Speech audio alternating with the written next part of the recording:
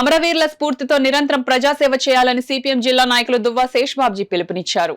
కాకినాడ సుందరయ్య భవన్లో అమరవీరుల సంస్మరణ సభ కె సత్యరాజ్ అధ్యక్షతన నిర్వహించారు. సిపిఎం ఉమ్మడి తూర్పుగోదావరి జిల్లా తొలి కార్యదర్శిగా పనిచేసిన ఇనుగంటి నారాయణరావు, సిపిఎం జిల్లా కార్యదర్శిగా రాష్ట్ర కార్మికోద్యమ నేతగా కృషి చేసిన జిఎస్ బాలాజీదాస్, ఉపాధ్యాయుడిగా తనదైన శైలిలో ప్రజాసేవ చేసిన గుండపు చిట్టయ్య, రాజమండ్రిలో కార్మిక నేతగా సిపిఎం జిల్లా కమిటీ సభ్యుడిగా పనిచేసిన బీబీ నాయుడులు ఫిబ్రవరి నెలలో వేర్వేరు తేదీల్లో మరణించిన నేపథ్యంలో అమరవీరుల సంస్మరణ సభ నిర్వహిస్తున్నట్లు తెలిపారు.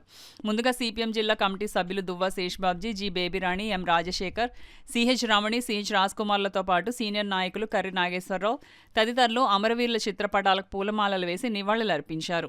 ఈ సందర్భంగా పలువురు మాట్లాడుతూ ఇనుగంటి నారాయణరావు, జిఎస్ బాలాజీదాస్ వంటి నాయకులు స్వాతంత్ర్యోద్యమ స్ఫూర్తితో ఎర్రజెండా చేతపట్టి కష్టజీవుల శ్రేయస్సు కోసం జీవితాలను త్యాగం చేశారని కొనియాడారు. ఈ కార్యక్రమంలో సిపిఎం నగర కన్వీనర్ పలివెల వీరబాబు, కమిటీ సభ్యులు మలకా వెంకటరమణ, సిహెచ్ వేణులతో పాటు మేడిశెట్టి వెంకటరమణ, చంద్రమళ పద్మ, సతీష్ రమణ, వర్మ, కె వీరబాబు, సూర్య, నాగలక్ష్మి, యు సత్యనారాయణ, జయరాం తదితరులు పాల్గొన్నారు. ప్రతి ఏడాది ఫిబ్రవరి 28వ తారీఖుని ఈ వర్ధంతి సభ జరపడాన్ని అలవాటు చేసుకుంది.